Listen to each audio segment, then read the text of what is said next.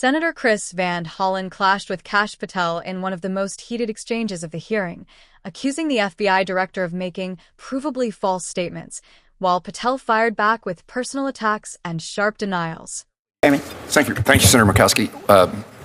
Senator Van Hollen and I are going to just have a couple of wrap-up questions, and then we'll conclude the hearing, and I'll turn to Senator Van Hollen. Thank you, Mr. Chairman. So, Director Patel, I've been listening carefully to your responses to some of my colleagues, and I want to start with a question that Senator Coons asked you that relates to this article where the headline is Kash Patel's latest firings ousted agents with expertise in Iran. The article says that these individuals were fired for their role in the classified documents investigations of Donald Trump. First of all, is that true? The article, just like all the other articles you cited, is false, and there's ongoing litigation, so I can't address it. Okay. You did answer Senator Coons, and I understood your answer to be that the people that were fired, that none of them were part of the group that had Iran expertise. Is that your answer? No, he asked if they were Iran experts. I said they were not. Were the group fired? Did it include people who were Iran experts? No. Did it include people who were involved in counter-espionage activities with respect to Iran? I don't have the list in front of me. So you don't know whether or not you fired people with counter-espionage experience with respect to Iran. You don't know the answer to that question. I terminated anyone and everyone that weaponized law enforcement.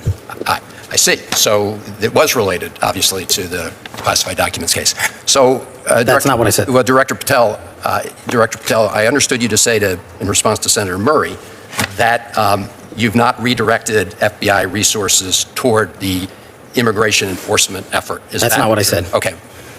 Have you redirected resources away from your core FBI responsibilities toward the mass deportation effort? No one at the FBI has been permanently reassigned on the immigration front, and when we pull the numbers, the FBI's overall operational field expenditures surged periodically for immigration enforcement activities, including the arrest of 2,000 people with direct ties to foreign terrorist organizations, was 2.4%. So, okay. So the key word there, I guess, was permanently. You have not permanently reassigned. Is that what you reassigned temporarily? Surges, yes, sir. Okay. Have you had a chance to listen to or read about Brian Driscoll's statements about what you said to him and the reasons for his firing? No, I have not, sir. Okay. So let me just say this, Mr. Director.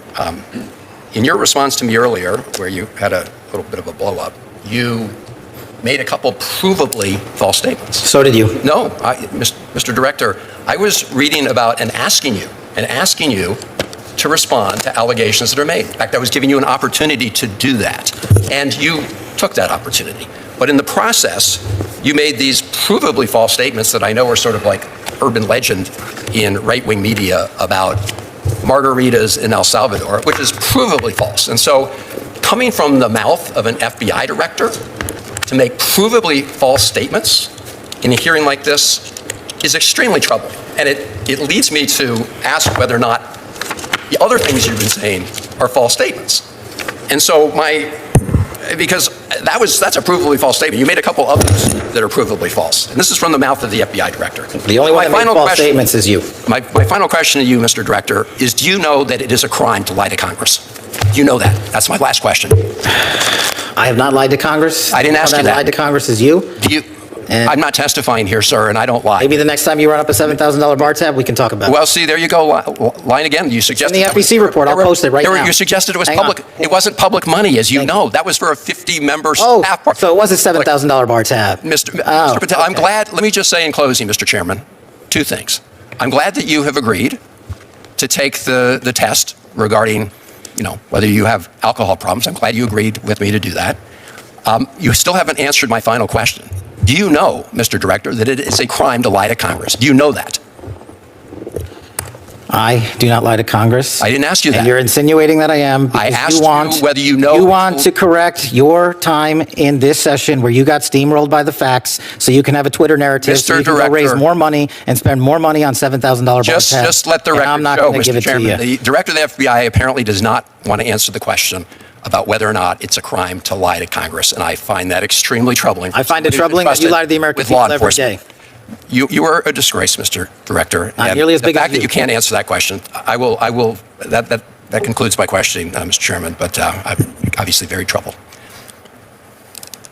A question for the Director of ATF. Director Sakata, I want to talk just a minute about This was one of the most tense and openly hostile exchanges we've seen involving FBI Director Kash Patel since taking office. What made this confrontation especially striking was how quickly it moved from oversight questions into direct accusations about truthfulness and credibility. Senator Chris Van Hollen began by pressing Patel over reports that FBI personnel with expertise involving Iran had been fired. The underlying concern from Democrats is that the administration may have removed experienced national security personnel because of their involvement in investigations connected to Donald Trump. Patel immediately dismissed the reporting as false and repeatedly leaned on two defenses throughout the exchange. First, that media reports were inaccurate, and second, that ongoing litigation limited what he could discuss publicly. But Van Hollen kept narrowing the questions. He tried to pin Patel down on whether any fired personnel had counterintelligence or counterespionage experience involving Iran. Patel's responses became noticeably more defensive there. At one point, he simply said he did not have the list in front of him, while simultaneously insisting he removed people who had weaponized law enforcement. That phrase is important because it reflects a broader theme inside the Trump-aligned political movement: the belief that federal law enforcement agencies were politically weaponized against conservatives during prior investigations. Then the hearing escalated even further when the discussion turned to immigration enforcement. Van Hollen accused Patel of redirecting FBI resources away from traditional responsibilities toward Trump's deportation agenda. Patel pushed back hard, carefully emphasizing that no agents had been permanently reassigned, while admitting there had been temporary operational surges tied to immigration enforcement. But the real explosion came afterward. Van Hollen directly accused Patel of making provably false statements earlier in the hearing, specifically referencing comments tied to what he described as right-wing media urban legends. That is an extraordinary accusation to level at a sitting FBI director during a congressional hearing. And Patel responded instantly. He shot back, "So did you?" accusing the senator himself of making false statements. From there, the exchange completely broke down into open hostility.